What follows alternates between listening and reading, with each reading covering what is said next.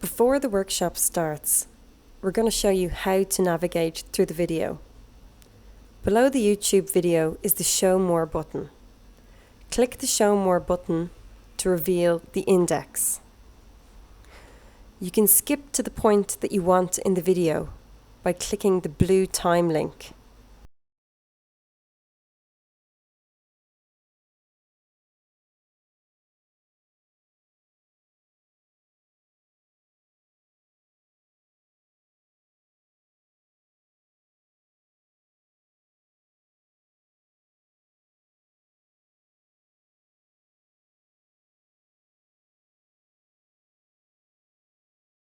So the first thing then here, we see that you have to make sure your graphics view, your algebra view and your input view are all open. So the algebra view is the one here on the left, then the graphics view here on the right, and then your input bar down below.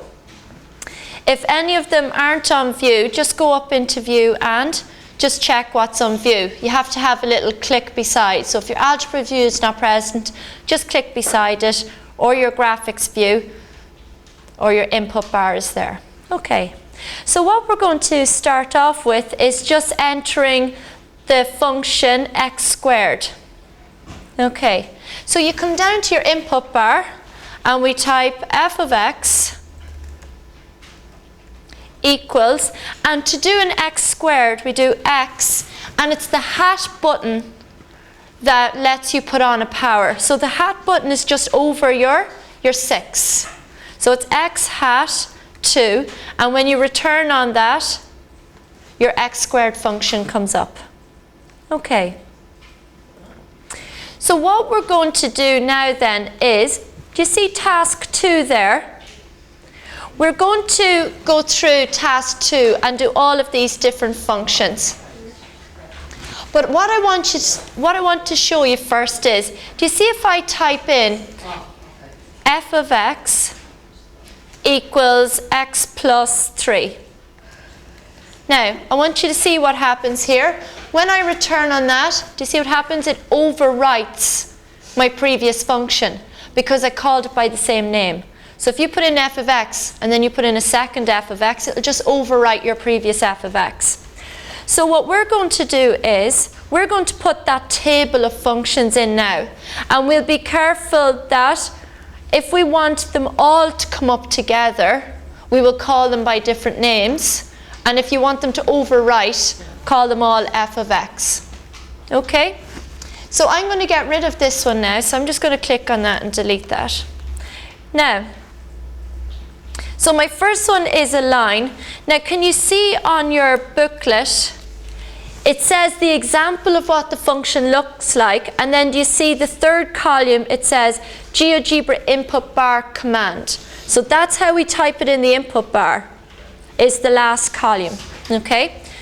So the first one is just a simple line, f of x equals 3x plus 2. Okay? The next one then is 4x squared. Now, can you see in the input bar it says 4 dash x hat 2. Now, you don't actually need to put in the dash there. So what you can write is 4x hat 2, and that will do it as well. Okay? So it won't square your 4 unless you put brackets around your 4x. All right. Then we've got a 2x cubed. So I'm going to call this one then, I have an f of x and a g of x. So I'll call the next one h of x. So h of x equals 2x cubed. So that's 2x hat 3. And return on that. Now, I don't know if you know this, but if you actually don't give your function any name, the computer will name it for you. So I'm going to put in the next one. You see the exponential function 2 to the power of x. I'm going to put in 2 to the power of x without naming the function. I'm just going to put in 2 hat x. And if I return on that, You see the algebra view? It called it p of x. Okay, so it names it for you if you don't put a name on it. So that's kind of handy, isn't it? Right, so that's my exponential one. So my graphs are layering up here. Now I have a reason for layering them up. I'm going to tell you in a wee minute. Now, the next one is the log of x to the base 2. So you can see what you have to do there. You have to type in log, brackets, and you put in your base first. So it's 2 comma x. And return on that. So there is your function, log of x to the base 2.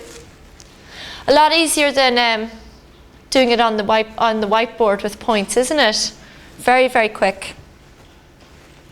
Now the next one is a trigonometric function. So we have sine,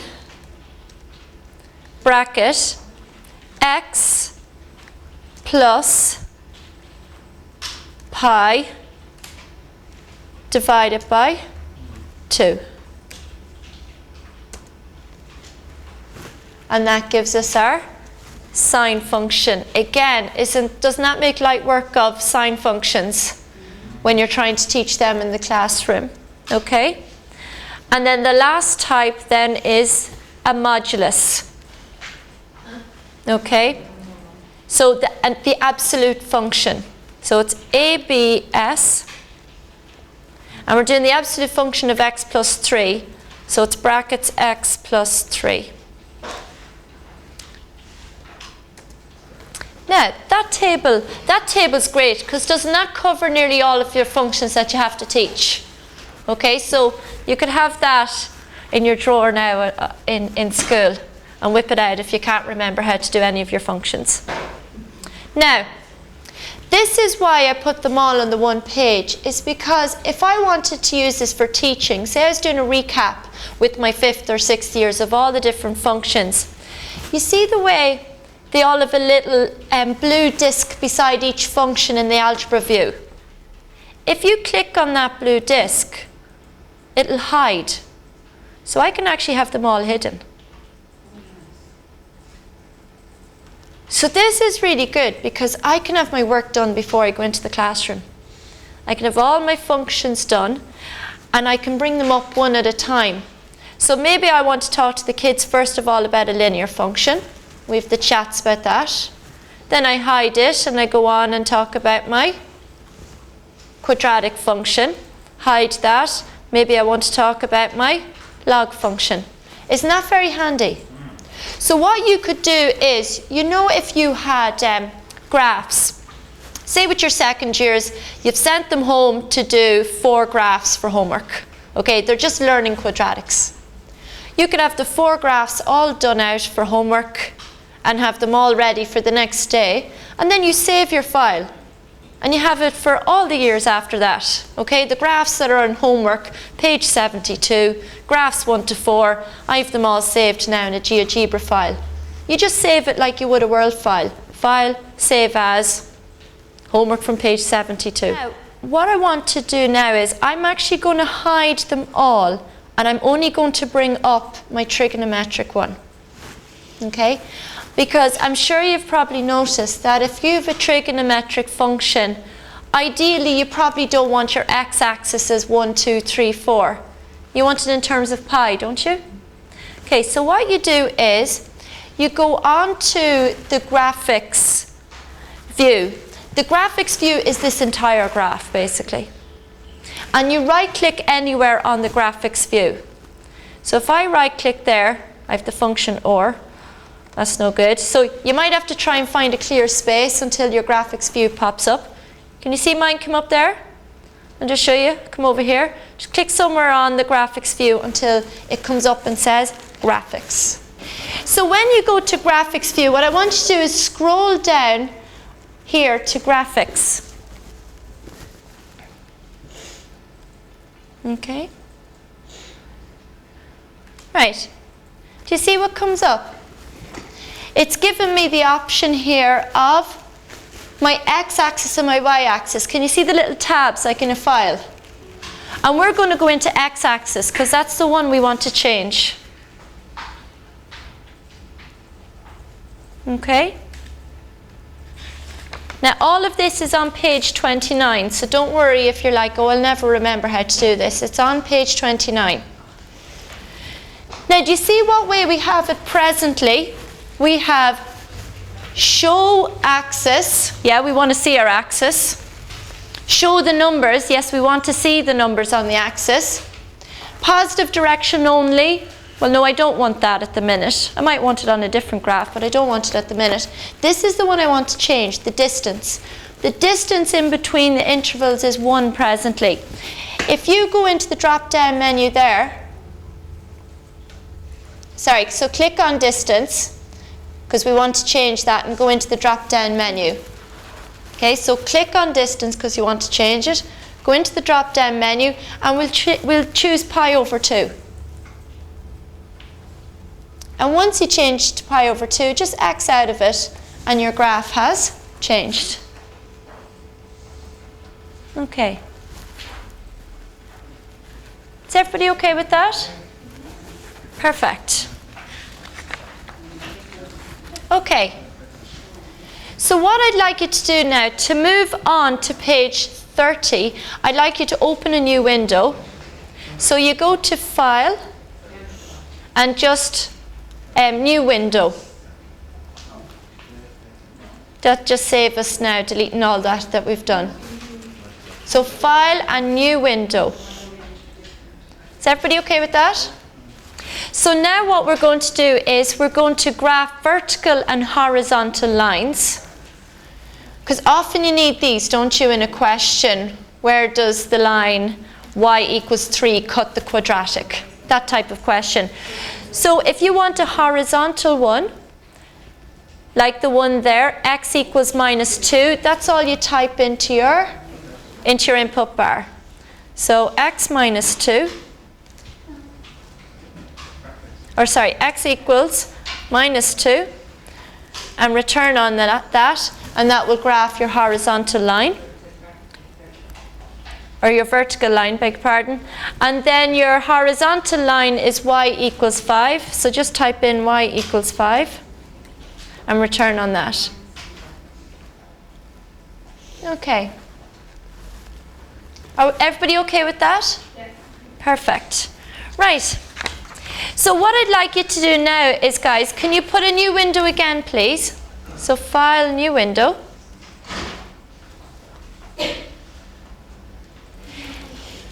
Now what we're going to do is we're going to solve simultaneous equations on page 31. So can you see my two simultaneous equations there in part 1 are x squared minus y equals 0, and then the line 2x minus y plus 1 equals 0. So what I'd like you to do is we're going to put in these two functions separately. And you can put them in as is. So you can rearrange them into y equals if you want, or you can put them in as is. So let's put them in as is. So it's x squared, so that'll be x hash 2 minus y equals 0. Okay, and return on that. So that gets me my quadratic. And now we'll input the line. So that's 2x minus y plus 1 equals 0. And that's my line. Okay. Now, typically what we want to do with this would be to find the points of intersection. Isn't that right? So to find the points of intersection, it's in here with the points. Okay? So in here, guys, are all of your points. Okay? A point. And you see the way with the wee red arrow? So if you click on the red arrow, it'll give you the menu of options behind that. So see when I click on my red arrow, I have a menu of options behind it. And the same is true for all of these headings here. So can you see the one where it says intersect two objects? So that's, you want to click that, intersect two objects. And then what we have to do is we have to select the quadratic and we have to select the line. Now what you'll see is that when you hover over an object, do you see the way it selects it? See the way it changes? It gets thicker. So you know when your cursor has selected it. So when it has selected it, click on it. So I'm selecting my quadratic, and then come over to your line and select your line, and your two intersection points will jump in. What we're going to do now is then, moving on to task 5, solving modulus inequalities. Okay, so using GeoGebra as an aid, solve the modulus inequality. The absolute value of x minus 2 is less than 3. Hint, use a graphical approach. So how might we solve this using a graphical approach, guys?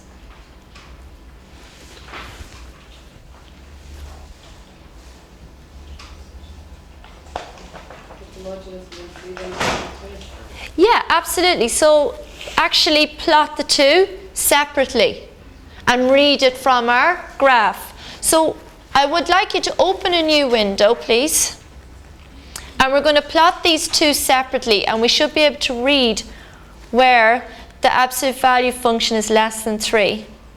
Okay, so putting in the absolute value function x minus 2, if you remember from the first page, the instruction is ABS brackets, and put in your x minus 2 in there. So that's from first page, that's from the table of equations we did at the beginning. Okay, and return on that. So that's our function, the absolute value of x minus 2. Now we want to know, where is that less than 3? So we are going to now plot the line y equals 3. Isn't that right? So come down to the bottom and plot. So put into your input bar y equals 3 and return. And where the function is less is going to be all along here, isn't it? All underneath the line. Now if you want, the kids can just read off their values here. It's between -1 and between 5. So it's all the values between -1 and 5 are below the line y equals 3. So it's this part of the graph. If you want to make it more explicit, of course we could just put in our points of intersection if you want to practice that again. So you come over to your points. It's the fourth one down, and select the two of them. So select the modulus one first, then your line.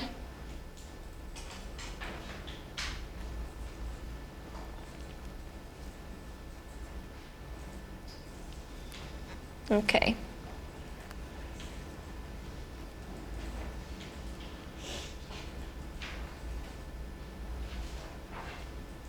And we can read it off there.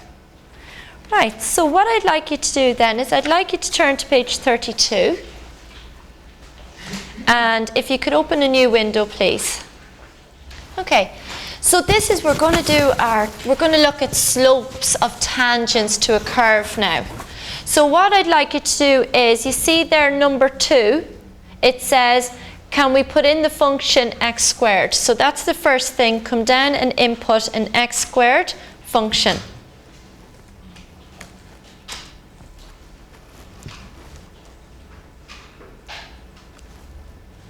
Okay.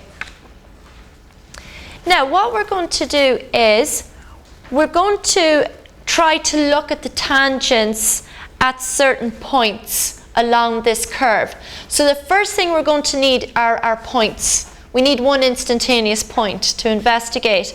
So I want you to go back into points, okay, where you got your intersection of 2 points, and you see the second one down, it says point on an object.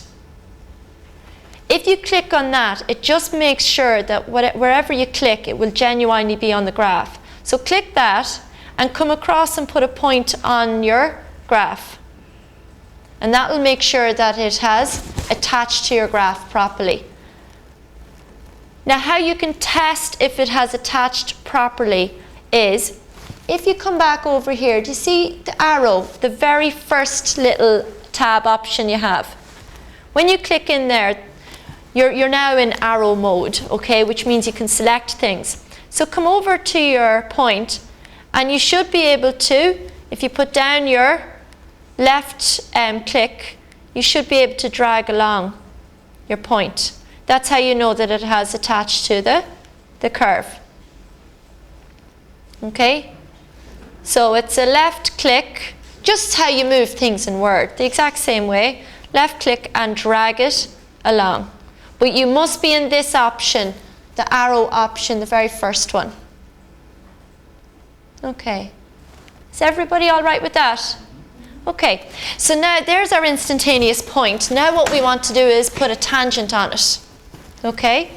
So to put a tangent on it, what we're going to do is we're going to go to the fourth one across. Can you see this one here? This is where we're going now, the fourth tab across. The top one has a perpendicular line on it. Inside there, if you look at the menu there, can you see the fifth one down is tangents? Yeah? So you click on tangents, and what you're going to have to do is you're going to have to nominate the function and the point.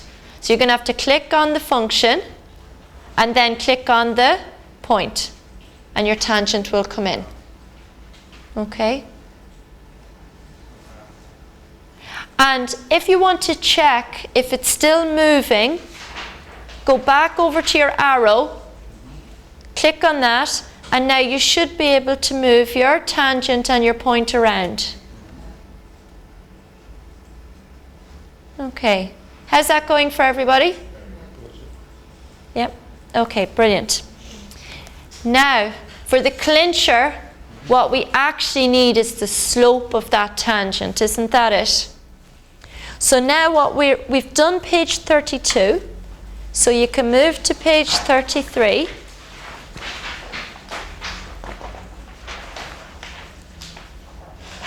Okay, and we're going to put the slope on. Now, on page 33, at the top, it actually talks about your grid before we put the slope on. Because if you remember today in the workshop, when we were looking at slopes on GeoGebra, weren't they hopping from -1 to 0 to 1 to 2? We didn't have this gradual change. Okay? So if you want to be able to hop from -1 to 0 to 1, what we do is, I'd like you just to come up there to options. You see at the top of your screen, options. And you see there's an option there, second one down, it says point capturing. Now what we're on is automatic. That means it has that nice fluid movement. But if you click on fix to grid, it'll actually jump along your grid. Okay? So I'm going to put fix to grid, and can you see my grid is going up in ones? So then it should jump in ones. Do you see as I move it, it's jumping in ones? See, that might be very helpful for you, because do you remember when we were doing our patterns earlier, we wanted to see what's the slope at -3, -2, -1, 0, 1. And you want that motion of snapping to those points. Is that okay? And then if you want to put it back to normal, so we will put it back to normal if that's okay, everybody. Come up to options, point capturing, and just go back to automatic. And then you get your more fluid movement again. All right.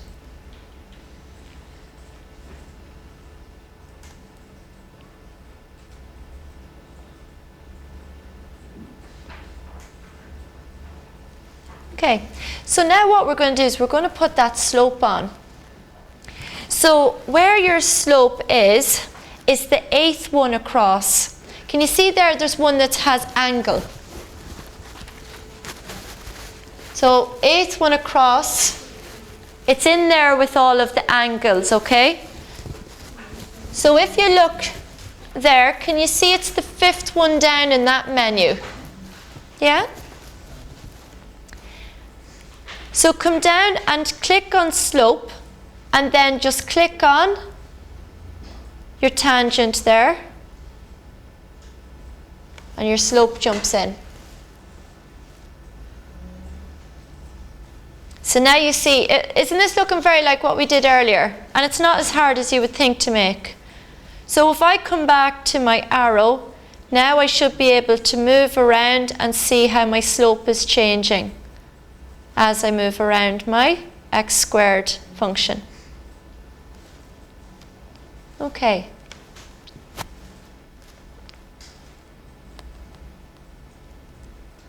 Right, guys, is everybody there? All okay, perfect.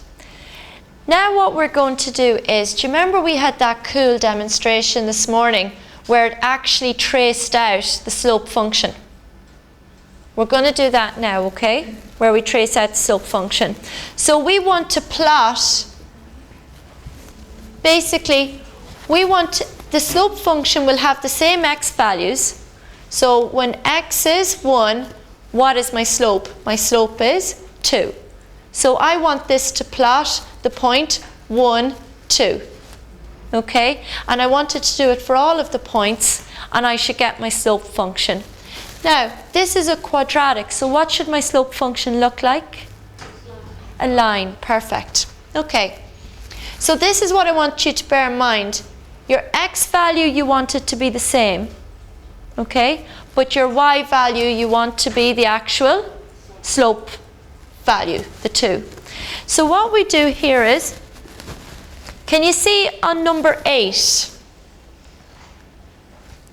on page 33, about the third line down over to the right, it says type B equals brackets x, brackets a, brackets slope, comma, slope a. Now what that's telling us is we are going to create a new point B. The new point B is going to be our slope function, okay? And we're telling it by saying x of a, we're telling it I want my x to be the same as the x of the a point. Do you see what that means? Okay, so I want my x value to be the exact same as the x value of the a point, and I want my y to be the slope of a. Alright, so type this in. So capital B for your point.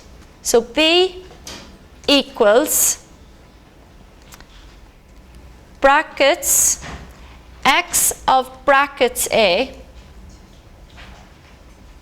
okay, comma. So basically, if I ever wanted to select the y value of the point A, I would say y of A. But I want to select the x value of the point A. Do you see, look, here's my point A. Can you see your point A here? It's a capital A, and it's the point 1, 1. So what you're saying is, look, you're using the capital A, and you're saying, I just want the x of it. I just want the 1. Does that make sense? Okay. And then what you're going to type in next is slope of A. But can you see the way you're using the little a this time? And the reason for that is because, look, what's your line called? Your slope line is called little a. And you're asking, I want my y part, I want it to be the slope of that line. So I want it to be the slope of little a. That's why you're always looking up here at what things are called when you're making your instructions. So the next one, the y part, is going to be slope of a. Have you noticed that when you put on brackets, it gives you the close of the brackets as well? Isn't that very helpful? Okay. Right. So when we return on that, that's all we've asked it to do, is to give us one point. Here is the point. I wanted the x of the point A, and I wanted the slope of the tangent A to be the y part too. So there's my 1 point. But if I have loads of these points, it should trace out a line for me, shouldn't it? Because my slope function is a line for a quadratic. Okay. So do you see what happens here? If you click on your arrow, as you drag your A point along, your B should change. Do you see that? The B you're plotting is really the slope, isn't it? Okay. I'm not going to go on now till everybody has that. I'm stuck. So what part? I can't see, my point is way off the screen. Your point is way off your screen. Yeah. So, Move your A back. Oh. are you okay?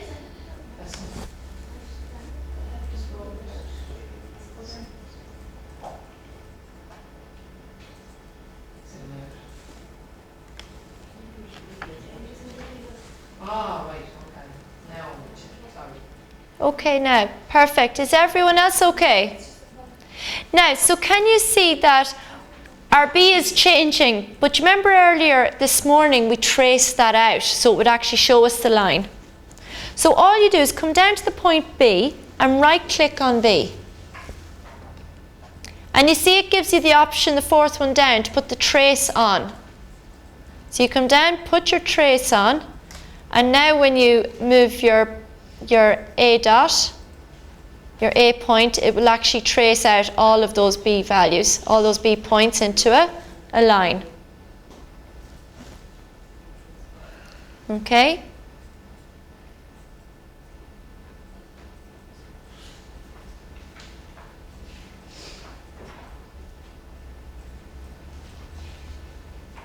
Do you want me to do that again? No, we all okay? Right, brilliant. Well done. So that brings you up to page 34. So don't forget, if you're finding that we're going a bit too fast, you're getting lost, you'll be able to go back through all of this, okay? Because this sheet is designed that you can work through it on your own. That's how it's laid out. So you'll have no problem back at the ranch, okay? So what I'd like you to do is, could you move to page 35, please?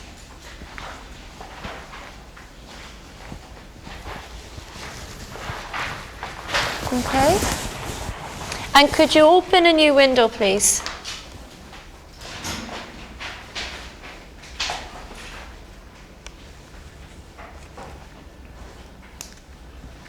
Okay. So what we're going to do is we're going to plot a cubic function here. So can you see on part 2 it says graph the cubic function f of x equals x plus 2 on x minus 1 and x minus 4. Now guys, that is one of the biggest tricks in GeoGebra, is that you can put a function in the input bar in its factorized form. So you know when you're trying to make functions out of your head, and you're trying to make a cubic out of your head, good luck. Okay, isn't it much easier with the factorized form? You can just make one up that way. Yeah. So if you're making tests or anything, that's perfect. So we have x plus 2, x minus 1, and we have x minus 4. Okay.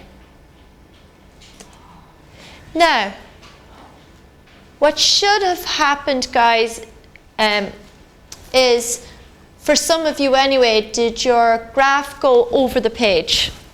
Okay. Now, what I see is a lot of you zooming in and out to try and accommodate your graphs. But a much better way of doing it is, do you see up here, you see these crosshairs here? That X, the very last one. When you click on that, right, it gives you this little hand guy. Do you see this guy? Now what the hand does, it allows you to grab onto the screen and move stuff around. But what's brilliant is, watch this carefully. You see when the hand hovers over the axis, it becomes a little arrow. Do you see that? And when it's the little arrow, it allows you to pull your axis down. Isn't that brilliant? So it allows you to pull your axis down so that you're back in view. Maybe you want it a little bit wider, come down to the x-axis and left click and pull. Isn't that so much handier? Okay. So reposition it there that it's lovely for yourself. Now what you will find is though, when you're finished with the hand, you want to get rid of it, okay? because you won't be able to select anything else with it. So to get rid of the hand, come back over to your arrow and go back into normal mode. Okay. Now what we're going to learn to do now is to get the derivative straight away of that function. So let's just say it's a quick fire round in the classroom and you're like, right, boys and girls, what does the derivative of this look like? Talk to me about it. And then you want to put it up straight away. So what you're going to do is, see you come down to the input bar. We're on part 3 now. You're going to type in derivative of f. But here's the thing, I want you to look at this, because this is another golden rule of GeoGebra. See as I do this, D, E, or. Do you see, GeoGebra will try to guess what you're doing. Do you see this? So don't think you have to remember every single rule in GeoGebra, okay? Because it remembers it all for you. It's asking you now, what do you want? I want the derivative of a function. I want the first one. So just click on the first one and the instruction will hop straight into your input bar. Okay? And what it does is it highlights in blue the bit that you need to enter, the bit that you need to tell it. Now at the moment it's saying to you, what is the function you want the derivative of? Now for us, we don't need to type in this rigmarole anymore because the file already knows what my function is. I just need to say it's the function f. So actually all I need to type in here is f. But here's the trick, guys. Do not do this, okay? Do not come down and click into the blue, because look what it does. It puts the cursor right in the middle of the word function, and now you have to try and delete the word function to put in f, okay? You don't want to have to do that. What you're meant to do is, put it back up there, when it is in blue, it is asking you to just purely enter the function. In other words, overwrite. So all I have to do is type f. Type f, can you see it just jumps in? Now it'll take you a while to get used to that. You'll be clicking right into the middle of those instructions for a while until you eventually get used to, okay? Get used to that. And then just return on that and our derivative comes up straight away. Doesn't that make light work of this morning? Yeah, you thought you'd be all day teaching those, and actually a little bit of GeoGebra and you could be flying through the stuff. Okay. Now, do you remember as well this morning we talked a little bit about the second derivative? Now, if I wanted the second derivative, here I know my original function is a cubic, my first derivative, my slope function is a quadratic. My second derivative should be a, what's the quadratic derived to? A line. So it should be a line. Now what you do is, you don't need to come in here and say, what is the second derivative of f? You already have the first derivative. So just come down and ask for the derivative of the derivative. Do you know what I mean? So type derivative, and instead of saying what's the derivative of f, ask what's the derivative of f dash, and that'll get you your second derivative. Does that make sense? So derivative, choose your function, and remember just overtype f dash. Your dash is the one just under the little thingamabob that's in your email address, whatever that's called. Okay? It's over there beside your shift button on the right. And return. And there's your second derivative. Okay.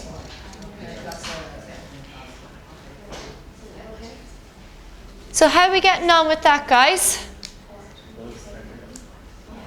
Right. Now, do you remember this morning we had this cool little file where you could change the name of the graph and the whole thing would just change for you? Right? I'm going to show you how to do that now. So this is down, we're on page 36 and we're now down at number 5. So we're going to insert an input box. And you can see there that it's the second one from the left. It's the second last one. So if I come up here, My original tab, it's the slider, but if I look at the menu behind it, can you see the last one is an input box? So click on that, and the exact same as when you're doing a slider, you click on it and then you just click anywhere on your screen. Okay? So click on it and click anywhere on your screen. I'll do that again. So just come up to the second last one, pick the last option, insert input box, and click anywhere on your screen. Right. Now the caption, what is the caption going to be? We'll just call it my function. Okay, so my function. And now we have to link it to one of our functions. Now the one you want to link it to, do you see if you go to the drop down menu, it tells you these are the 3 functions you've got going on at the minute. Which one do you want to link it to? Well, you want the first one because that's the one you want to be able to change so that all the rest of them change, isn't that right? So pick the original function. Pick the first one and then just press apply. And now you've got your little function box. If it's in your way, guys, just like in Word, just grab it and move it around, okay? If you find it landed on one of your lovely graphs. Right, just move it around.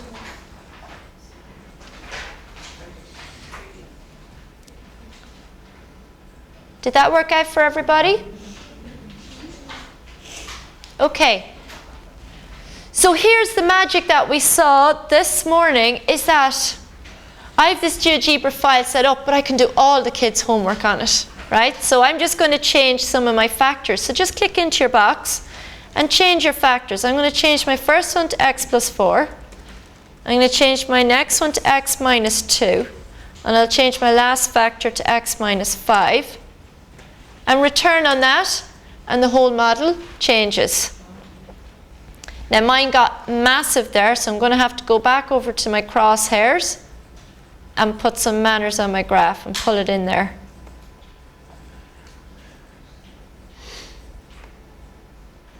Okay.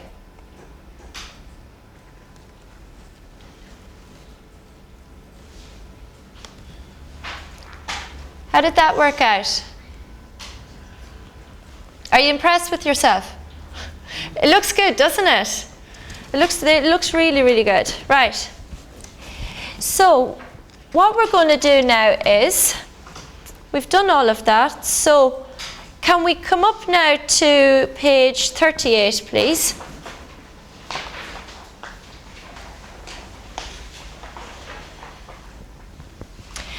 And this is just to show you how to get turning points. Okay? Now, do you know what we'll do to save time? We'll just hide our derivative and our second derivative there. We'll just use this one. How about that? Instead of having to enter it again. Okay, so there's a cubic function. Now, if I want the turning points of that cubic function, come down here into your input bar and just type in turning points. Now look, already it's trying to guess what I'm doing. Did turning points pop up for you? Turning points of a polynomial. Perfect. Select that. And the polynomial that we're looking for our turning points is f, isn't it? The original one. Put in f and return, and your 2 turning points come up.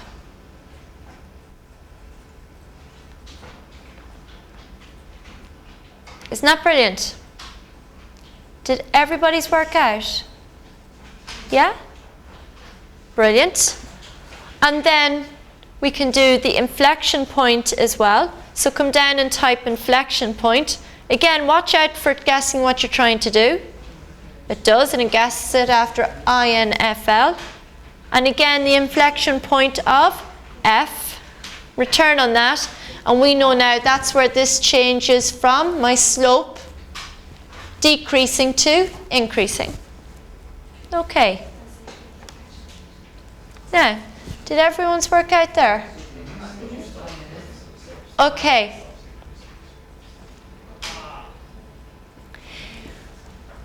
Right, now what we're going to do is, guys, we're going to try and draw freehand what the, I'm dreading this bit now, what the derivative should look like. So do you see there the third tab from the left? It says ABC. Can you see that? If you click into that to look at the menu, do you see there's a pen? So you can click pen, and you can try and freehand draw this. Okay? So let's have a look. If I try to do this here, well, I know my turning points are here and here, isn't that right? So my derivative's going to have to cut at -2 and 4. I know that much, don't I? I know that this is a positive, a plus x cubed model, so the model of my quadratic should be a plus x squared, so it should be U-shaped. So it's going to come down here and up here, and I know it should turn at the same place as my point of inflection. So let's have a go then. So coming down, I know one of my roots is -2. Come down, then it's going to turn at the same place that C turns. And then another one is just there over the B. Okay, and up. All right. So that's my guess, but we already have the other one hidden, so I'm just going to unhide that now and see how badly this is. Okay, so not too bad. I came down a bit far. But isn't that good the way you can do that? You can have a guess and then put up the real answer. All right. So what we're going to do now is I'm just going to get rid of that. You see the way it comes up in the algebra view as stroke? So I'm actually just going to delete that. Just as you would normally. Just click on it and press delete. Get rid of that. Okay. Now what we're going to do here is I'd like you to actually, you'll need to, this is the last thing now before we go home, okay? So you just need to open one new window. This is the finale. Okay? So file, new window. And what we're on now is page 39.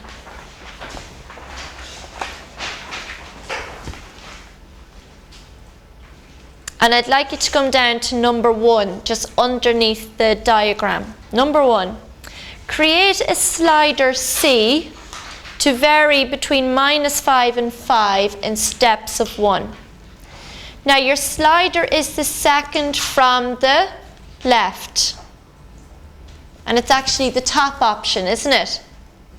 So just click on your slider and then click anywhere on your graphics view. Okay, show you that again. So just click on your slider and click anywhere on the graphics view. Now it's telling me here it wants me to call the slider C. Currently the name of the slider is A, so I'm just going to change that to a C. And it wants it to vary between -5 and 5. So that's perfect. You see the way it says minimum -5 and max 5, so that's good. But it wants it in steps of 1. Can you see my increments here are 0.1? So we don't want that. So change that to 1. Okay, and apply. Okay, so now we have a cool little slider. Okay, slides from -5, -4, -3, -2, all the way up to 5. Now what we're going to do is we're going to attach it to something. So we have to put C into a function or something like that. So we're going to put C in as the constant term of a cubic function. So you see number 2. Your function is f of x equals x cubed plus 3x squared minus x plus c. That's what I want you to type in. Okay? So f of x equals x cubed, so x hash 3 plus 3x squared, so 3x hash 2 minus x plus c, and return on that. And the c of that cubic will relate to the c of your slider. So what should happen is, as you move your slider, you will have the shifting of the cubic. It will shift up and down. So this is really how you teach your shifting and scaling to your second and third years, is with GeoGebra as well, because it makes light work of it.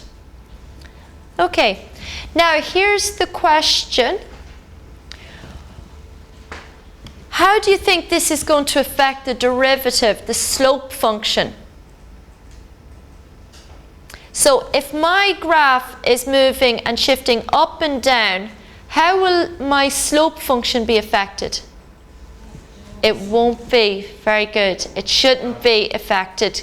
Okay, so let's just check. So we'll put in derivative of f, d, or, look for it popping up. Click on derivative of a function and call it f and return. Okay. For clarity's sake, if you wanted, you see, you just change the color of that. If I wanted to change the color of my derivative, just go onto the function and right click, and all your properties are there. You see object properties. If you right click on that object properties, you can change the color. Come up and change the color for yourself. I'll go pink. Love pink. Now, so that is now, so that pink one there is my slope function. And if I drag my slider along, I wonder if you're right. You are right. So as my function shifts up and down, my slope function stays the same, because none of my slopes have changed. Okay.